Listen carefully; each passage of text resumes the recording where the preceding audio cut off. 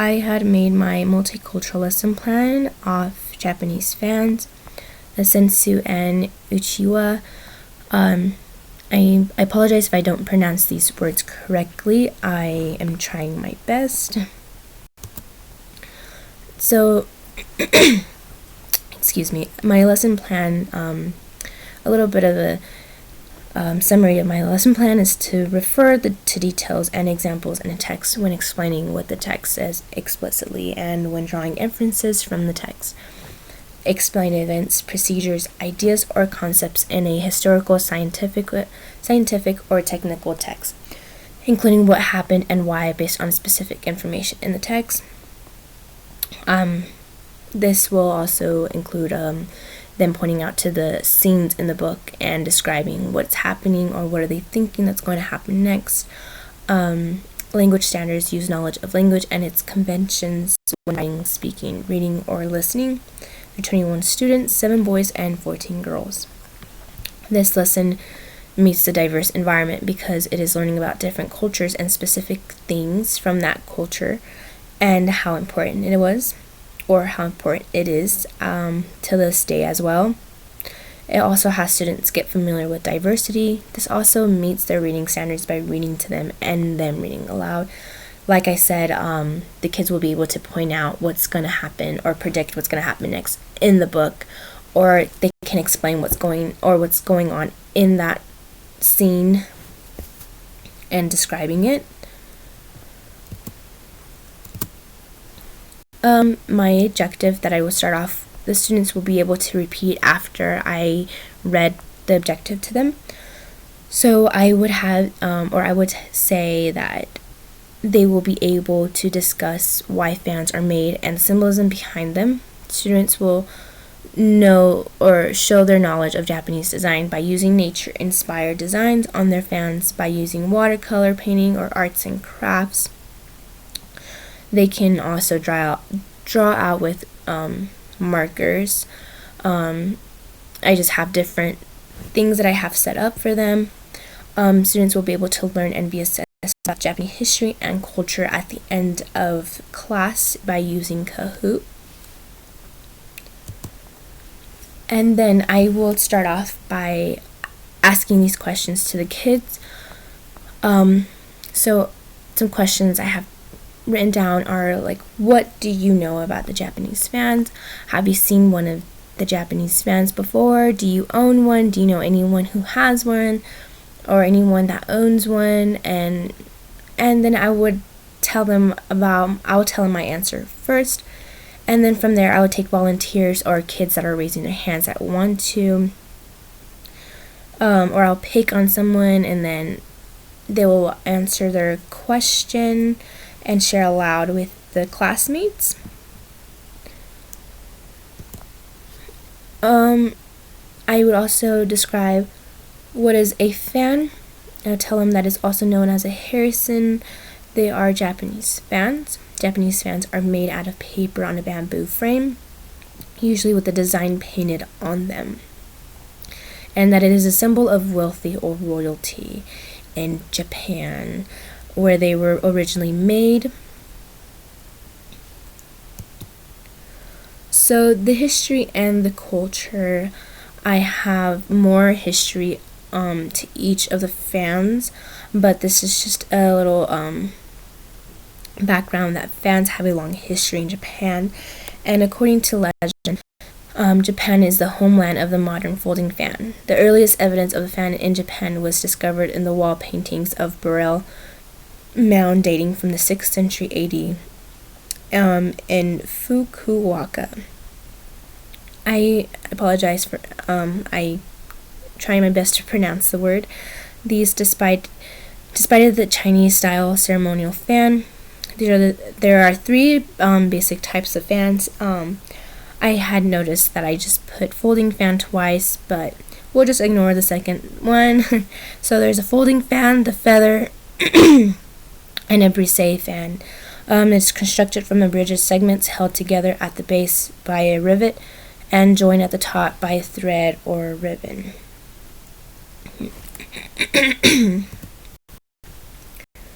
And then from here, I would show them a video of describing the history of the fans, and then I would just small video. Sweat, it gets wider. Hirogaru. The image paints a picture of having a broad, successful, and prosperous future. In relation to the Japanese folding fan, when it is upside down, it shows the shape of Mount Fuji, a symbol of good luck, which is why Japanese hand fans are considered mostly lucky. Japanese fans were made of thin strips of Japanese cypress and thread. During the Heian period, folding fans were used in court to entertain aristocrats and for ceremonial, which coveted as decorative art pieces. During the Edo period, the art of making Japanese fans was recognized as one of the three major industries in Kyoto by the Japanese government as Japan came. And then I would just show them this 3-minute video, and then from there I would have them, there's more history. So more history about each fan. So the feather fan, I put out some history and describe the feather fan, and also with the folding fan, I also put the images on the right top corner so they can get a better understanding on how each fan looks like when describing them. This is the brise fan, and then from there I would tell them what fan was kind of more interesting that they, from what they heard, what fan looked really awesome, or just questions so that they can get a better view of what they wanted to do later when we make our own fans. And then I would show them a video, because this is going to be virtual.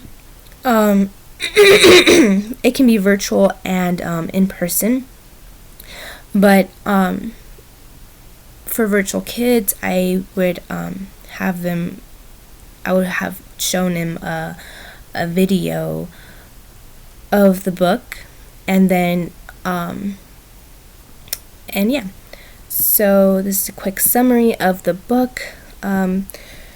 Yoshi is an imaginative young Japanese carpenter, builds everything he can think of, everything the townspeople need, until one day he runs out of ideas. The boy finds a magic fan floating in the sea that guides his creative impulses. It inspires him to build first a boat, then a giant kite, and finally a bridge from one side of the village to the other. Everyone scoffs at Yoshi and his crazy ideas until a tidal wave forces them onto the boys' bridge, and they are saved from the destruction.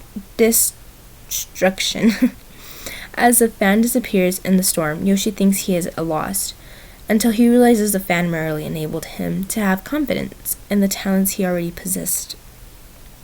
Fan-shaped cutout pages are splendid enchantments to this well-designed, stylish tale. Through the theme is a familiar one. So from there,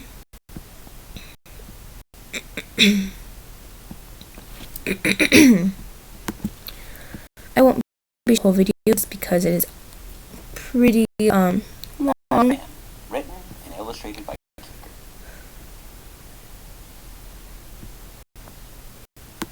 What's next? The people asked. Yoshi could not answer.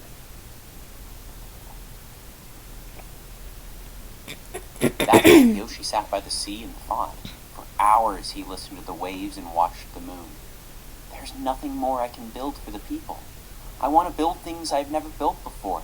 Things that reach beyond the village. But how can I do that? Fly with the clouds and never come down. Long bamboo pole upon the fan. With tears eyes, Yoshi began to cut down his bridge. As he pushed and pulled his saw through the wood, he felt the bridge tremble. Yoshi stopped. So that is just a little book that I really liked, and it was very it really connected to what I was wanting to teach the kids my lesson plan. And then I would have the kids choose what kind of fan they would like to do. I would have different things that kids would be able to take home for virtual. I would have the parents pick up their stuff, but I would tell them to pick one out of the three fans that they would like to do, so either the feather fan, the folding fan, or the brise fan. But in reality, they can make their own fan. They can be creative, and their turn. So the students will be able to pick one out of the three fans to make.